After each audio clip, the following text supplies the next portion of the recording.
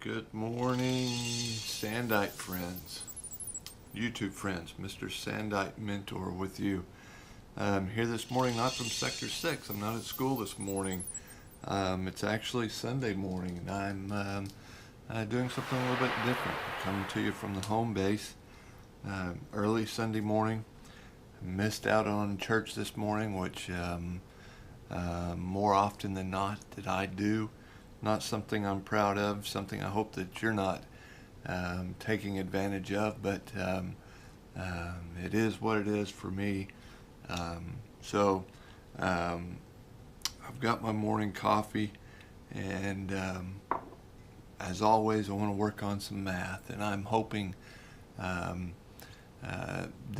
you'll enjoy this video. We'll go together and let's work on some math, and let's talk about a couple of things that will make life a whole lot easier for you surviving math, whether you're in middle school or elementary or whatever level you're at,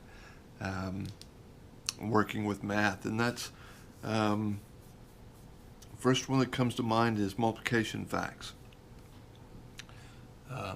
If you can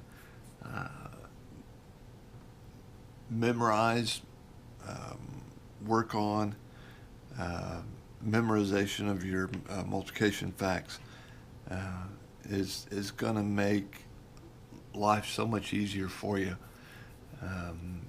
You're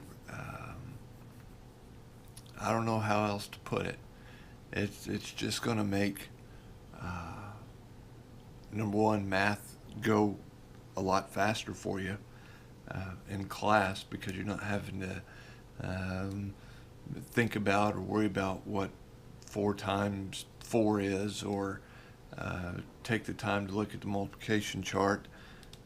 You're just you'll already know it'll be automatic. It'll be 4 times 4 is 16, or 6 times 7. And if it's a part of your memory, if it's a part of you,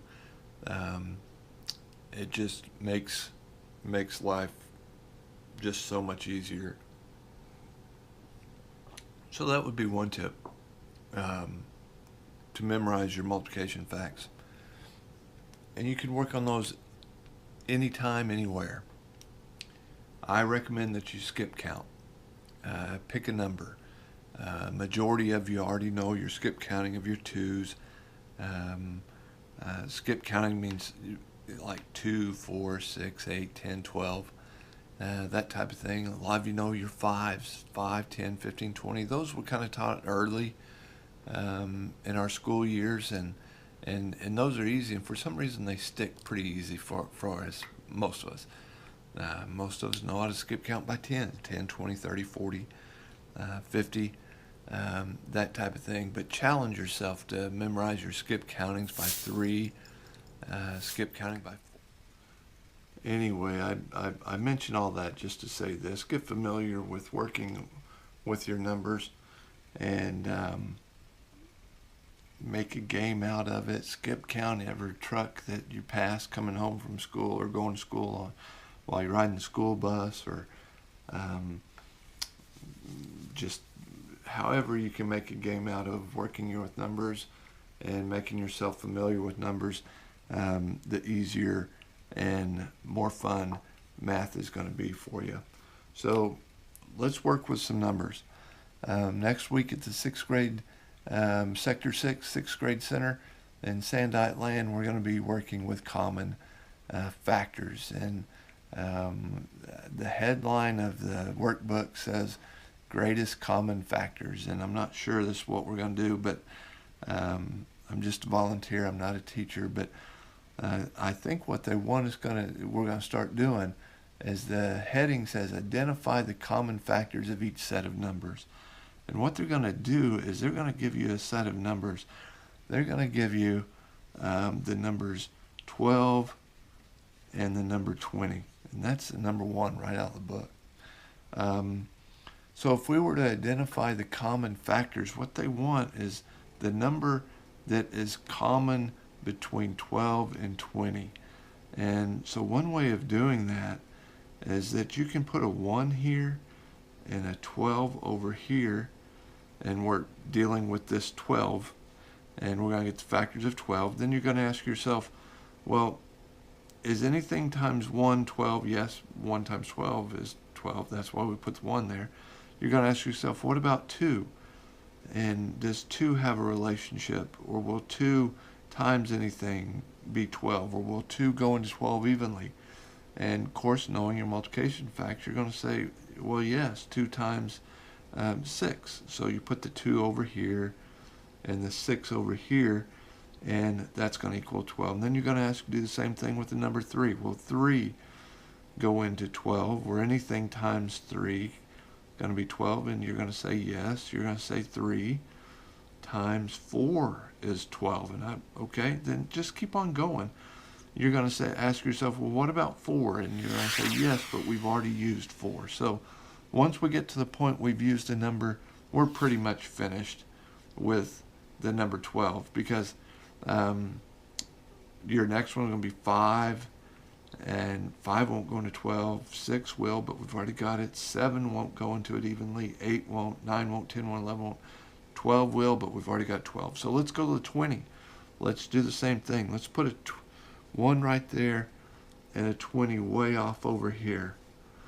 And then go through the same steps. You're going to ask yourself, does 2 have any relationship? Anything times 2 equal to 20, or will 2 go into 20 evenly? And you'll say yes. It'll go 10 times. Or 2 times 10 is 20. So you'll put the 10 on this side. You'll do the same thing with 3. Think to yourself, is 3 times anything 20? Or will 3 go into 20 evenly? And your answer should be no. Can't think of anything. So, because they're not anything. What about 4? And you'll say yes. I know this one. 4 times 5 is 20. And keep on going. The next one will be 6. Well, 6 times anything 20? No. 7? No. 8 times anything 20? No. 9? No. 10? Yes. 10 times 2.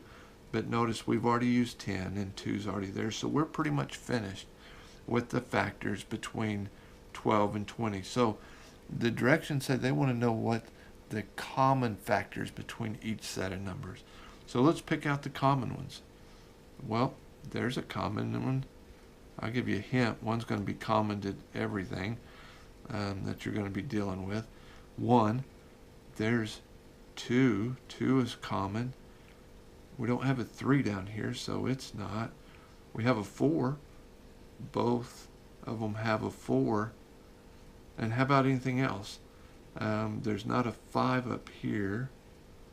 There's not a 6 down here. So I think that's it. So as an answer, the common factors between those two sets of numbers would be 1, 2, and 4. And so that's the common factors between 12 and 20. And given any luck, maybe we can do another example here before something goes wrong, either with the SD card, which has happened about 3 times already, or the battery. So one of these days I'm going to get around to replacing both. So here we go. They give us 24 and 30. And we're going to apply the same rules. On 24, we're going to put 1 here and 24 way off over here. We want plenty of room in here to go through the different numbers. Well, let's ask ourselves, will 2 go into 24 evenly, or 2 times anything equal to 24? And you're going to say yes. 2 times 12. Okay. So put the 12 way off over here. You'll do the same thing with 3. Just run through your numbers. 3, yeah, I learned the other day that 3 times 8, as a matter of fact, is 24. So you can put that down. So you can ask yourself, well, what about 4? Well, sure, we learned that 4 times 6 is 24. So I'll put 4 here, 6 way off over there. What about 5? Well, let's see, skip counting. 5, 5, 10, 15, 20, 25. Now 24 is not in there, so 5's not going to work. 6 will, but we've already used 6. no need using it again. So there are the factors of 24. Let's do 30. There's 1 there. We'll put a 30 way off over here out of the way. You'll ask yourself, what about 2? Just run through the numbers again. 2 times 15 is 30. Okay? What about 3? And that's right, you're ahead of me. 3 times 10 is 30. What about 4? 4 won't go in there evenly. How about 5? Yep, good going. You're ahead of me on that one too. 5 times 6 is 30. Well, what about 6? Well, yes, 6, but we've already used it, so we're finished. That's pretty much going to be it. So now let's go find the ones that are common. No surprise here. There's 1. There's 2. There's 3. Okay. There's not a 4 down here. There's not a 5 up there, but look here. There's a 6. Okay. Just go through the numbers and check and make sure there's not an 8 or a 10 up here. There's not an 8 down here. There's not a 12 down here. So those are going to be all the common factors. So I'll write down as my answer for the common factors between 24 and 40 would be 1, 2, 3, and don't forget this, 6. And that's simply going to be my answer for that problem. Sandite friends, YouTube friends, I've had fun spending time with you this Sunday morning. And I look forward to school tomorrow. I look forward to helping somebody who needs help. And so I would leave with you just kind of like what my favorite saying is, that seek out somebody that needs help. And if you find somebody, help them with math. If they need help, always strive to be the best you that you can possibly be. I'm trying to catch up with this, and also if you have any questions, if you need to get a hold of me, I'll do the best I can. You can always email me at Mr. Sandite. That's Mr. and then a dot, literal dot, period, Sandite at yahoo.com. In between this video, I hope to put up some of the things that I enjoy doing since we're not at school. I can play around with this maybe a little bit more. And I enjoy riding motorcycles. I enjoy crossing this beautiful country of ours with my brother. I've got the greatest brother in the whole wide world. And he was the one who introduced me to motorcycles. And the thing I enjoy doing most is riding with him. And occasionally we get to ride with some friends of ours. But anyway, I'll throw in a video of that, maybe a picture or two. But I'm going to sign out now. Mr. Smith, Sandite Mentor. I hope you're having the best day that you possibly can. Get outside, enjoy it. But when you're inside, work on those numbers. Get familiar with them, practice them. And I think math's going to be a lot more easier for you. And it's going to be a whole lot more fun. And never forget to never be embarrassed to ask for help. Ask questions. That's what teachers are there. But you may have a friend that might know the answer. Don't be afraid or don't be shy or embarrassed to ask them for help as well. But I can rattle on for days. But anyway, have a great day. Mr. Smith, Sandite Mentor, here at the homestead. And have a great day. And I'll see you at school.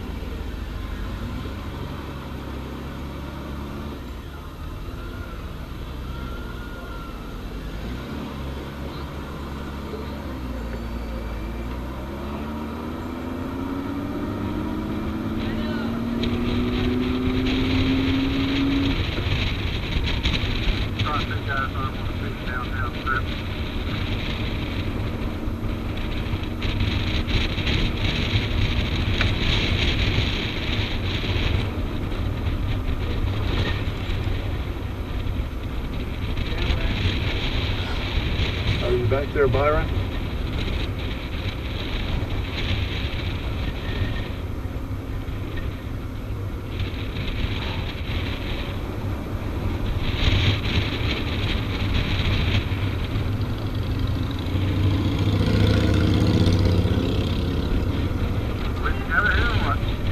I don't hear Byron and I don't see him.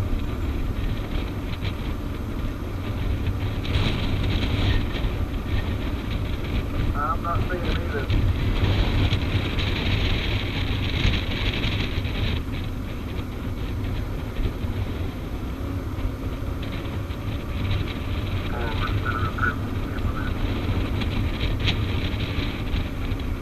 Hey, sorry, lady, my volume shut down. We're together? Yeah, I see him.